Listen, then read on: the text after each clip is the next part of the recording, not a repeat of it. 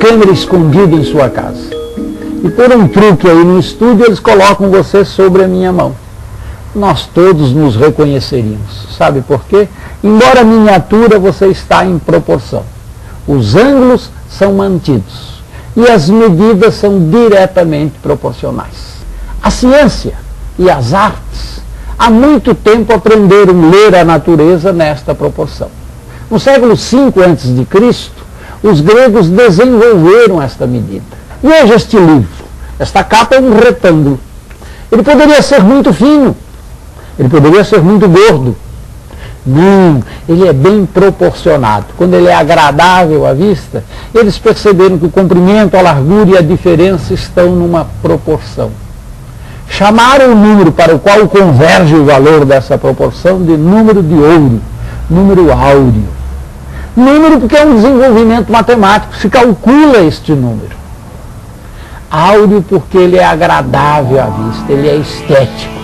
É a arte e a matemática, novamente juntas.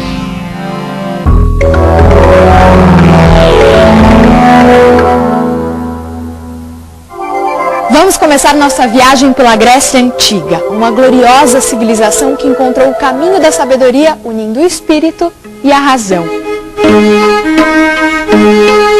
Os gregos adoravam o teatro e nas arenas sofriam com as famosas tragédias ou se deliciavam com as comédias.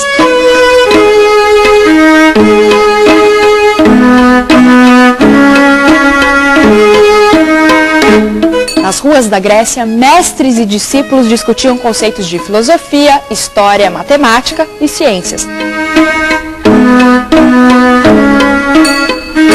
Nas artes, a Grécia teve grandes escultores e arquitetos que fizeram obras incríveis.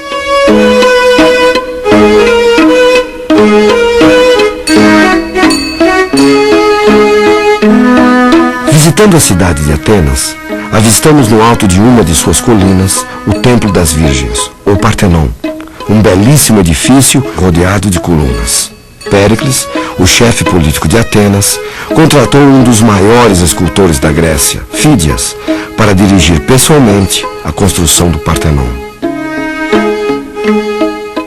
Mas afinal, o que isso tudo tem a ver com a matemática? A resposta está nas medidas do Partenon.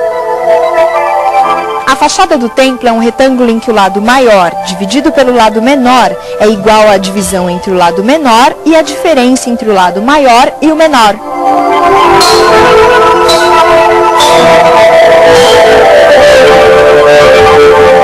Bom, mas e daí?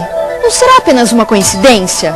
Não, os gregos não usaram essas medidas ao acaso. Eles consideravam muito mais harmonioso, bonito e agradável de se ver os retângulos que tinham essa proporção, que é conhecida como proporção áurea ou proporção de ouro.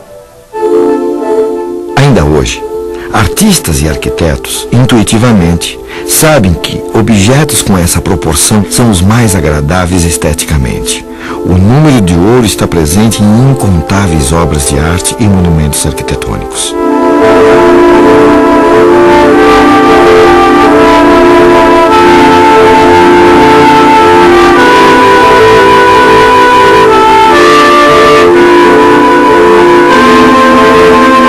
Como neste quadro de Mondrian, ou nesta casa projetada por Le Corbusier. Mas está presente também no pentagrama, símbolo da seita religiosa criada pelo filósofo e matemático Pitágoras. Os pitagóricos se encantavam com o fato de que, ligando-se às pontas da estrela por meio de linhas, obtém-se um pentágono. E a intersecção destas linhas em seu interior forma outro pentágono, dentro do qual podemos formar uma outra estrela menor, mas cujas proporções são as mesmas da primeira, e assim por diante. Trata-se, na verdade, de uma propriedade fascinante, mas para os pitagóricos, o mais importante era o fato de que estas mesmas linhas organizam-se segundo a proporção áurea.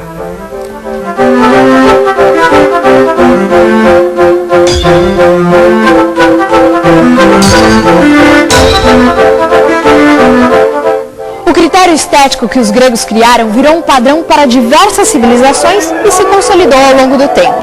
Vamos por volta do ano 1500. antes mesmo do Brasil ser descoberto pelos portugueses, lá na Europa ganhava força um movimento chamado de Renascimento, que buscava de forma intencional retomar os valores estéticos da Grécia Antiga.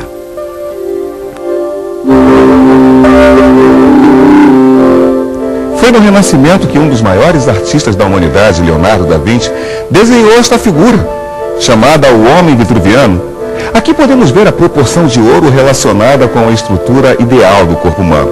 Segundo várias tradições antigas, o umbigo deve dividir o corpo segundo a seção áurea, ou seja, o resultado da divisão da altura total pela altura do umbigo deve ser o número de ouro. Nesse outro quadro de Leonardo da Vinci, chamado São Jerônimo, a figura principal está perfeitamente contida em um retângulo de ouro. Essa técnica foi usada por vários artistas ao longo dos anos, até os nossos dias.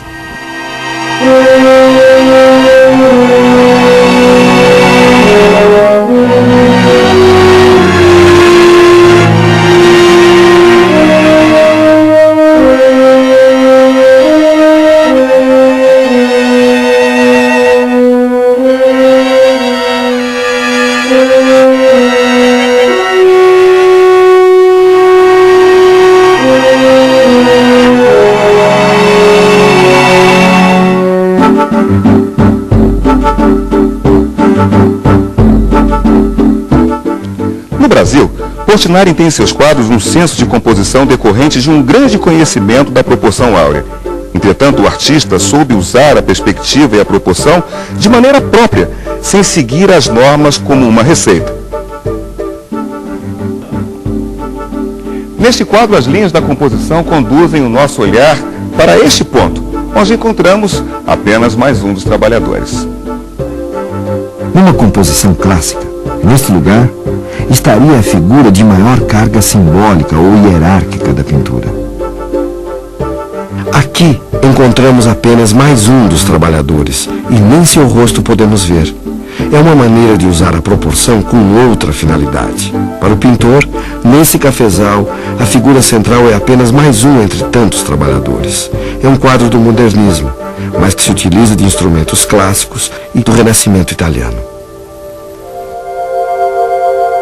Na década de 50, o artista romeno-francês Samson Flexor também se dedicou aos estudos da proporção áurea, que marcou fortemente seu trabalho. Partindo das representações figurativas do início de sua carreira, aderiu ao movimento da abstração geométrica e buscou tornar visíveis pensamentos abstratos através do uso de modelos matemáticos em suas pinturas. Flexor quis unir a qualidade puramente pictórica a uma paixão por uma ordem rigorosa. Soube aliar em seu trabalho elementos da sabedoria clássica à ousadia da abstração moderna, tornando-se um dos principais introdutores da arte abstrata no Brasil.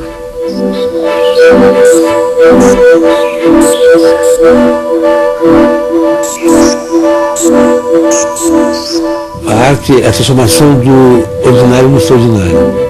E a matemática é a maneira de você, através do ordinário, explicar o extraordinário.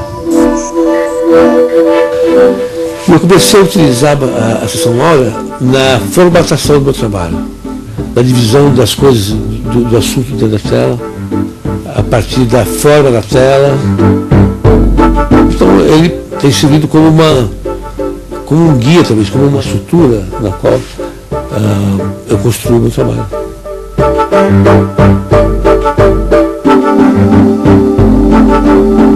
Arquitetos e pintores usaram essas proporções ao longo dos anos, mas ninguém consegue explicar o que as faz tão atraentes e harmoniosas. Ensinadas nas escolas de belas artes do mundo todo após o Renascimento, a proporção áurea foi aos poucos se tornando repetitiva e árida, o que fez as escolas modernas procurarem outras formas de proporção. A descoberta dessa proporcionalidade deu ao homem uma segurança sobre a criação, estabelecendo um parâmetro para a perfeição. O que é a perfeição? Os antigos se preocupavam muito com encontrar uma coisa que tivesse um grau de perfeição tal que não fosse possível de ser genérico. Tal era o seu grau de perfeição. essa proporcionalidade, ela não vai descansar nunca. Ela pode ser contestada, ela pode ser polêmica, ela pode ser antiacadêmica, ela pode ser acadêmica, mas ela nunca vai ser superada porque ela é uma procura.